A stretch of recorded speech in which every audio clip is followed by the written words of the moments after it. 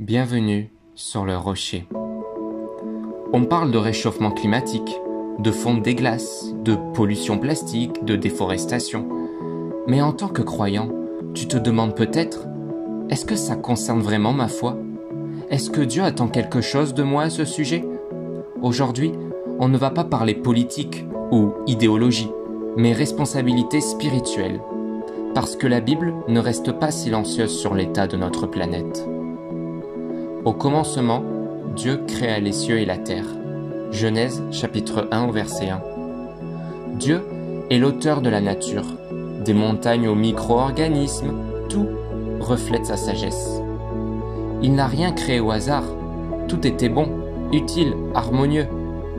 La création est un miroir de sa gloire. Psaume 19 au verset 2. La détruire, c'est voiler ce reflet. Quand tu marches dans la nature, tu n'es pas juste dans un décor, tu es dans un sanctuaire sans mur. Ne pas honorer la création, c'est manquer d'honneur envers le Créateur. Dieu plaça l'homme dans le jardin d'Éden pour le cultiver et le garder. Genèse chapitre 2 au verset 15.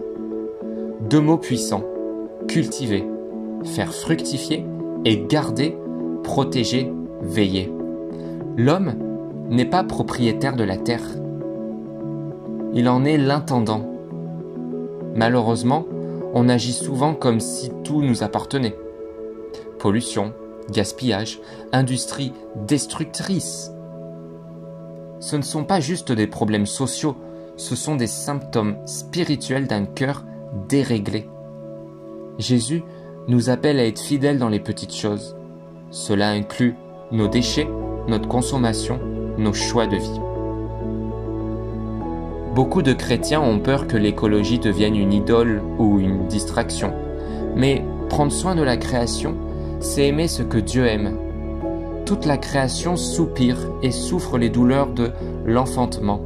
Romains chapitre 8 au verset 22. Le monde attend que les enfants de Dieu se lèvent aussi pour la terre. C'est un acte d'adoration. Tu peux glorifier Dieu en recyclant, en plantant, en respectant l'eau. L'écologie devient alors une manifestation concrète de ta foi dans ton quotidien. Voici quelques gestes simples qui honorent Dieu. Moins gaspiller, c'est respecter les dons de Dieu. Mieux consommer, c'est être un intendant sage.